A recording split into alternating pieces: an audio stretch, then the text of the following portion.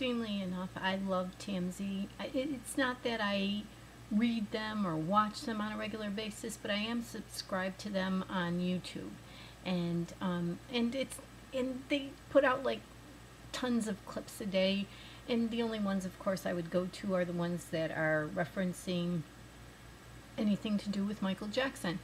So anyhow, I found this, which I'm sure everybody has already seen today and caught today. How in the world did they make a mistake like this, or was it a mistake? Anonymous complaint against the doctor back in 2010.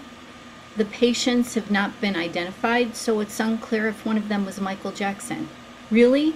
Back in 2010? Michael Jackson?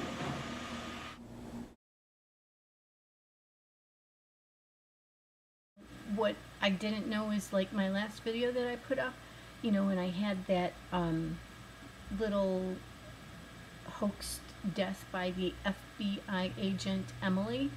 Well, you would consider her agent M. M is short for Emily, right? Which then on Facebook, all of a sudden people were posting pictures of Michael Jackson when he was in Men in Black, and because I wasn't a fan of his back then, I didn't know that he was referred to as Agent M. Not saying that he was deliberately connected with the Criminal Minds episode. I was watching Criminal Minds again last night, where they said 97% of the time when CPR is given outside of a hospital setting, the patient doesn't survive. Getting back to TMZ, oftentimes they're just funny. I laugh out loud when they're the little YouTube clips of whatever they've posted during the day, because I'm not obsessed with celebrities, believe it or not. I know you're going to find it hard to believe, but I'm not. So it's not like I read the tabloids. It's not like I watch TMZ on television. I don't. But there are little 1-minute clips with that speaker who does the announcing with the satire funnies that, he takes a story and then he makes it ridiculous.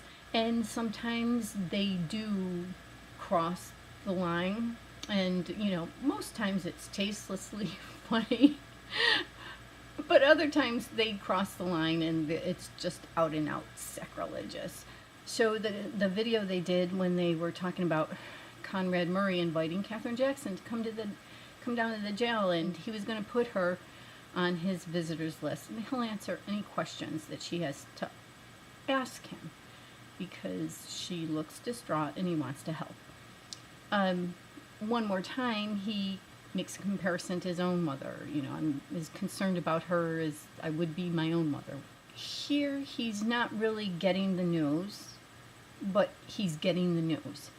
And he's aware of what's going on with the Jackson drama, and he must know what they're aiming to do.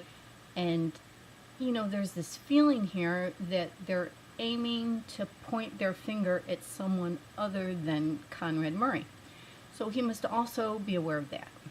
So he is willing to answer any questions that might make her feel better. So it almost sounds like he's ready to talk.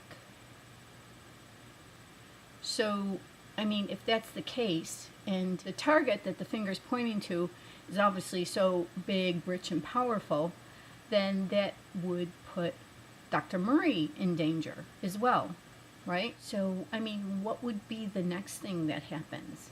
Conrad Murray is found missing in prison. Conrad Murray has escaped jail because people were trying to kill him. It couldn't get any weirder, could it? It's been like a scripted show practically all along.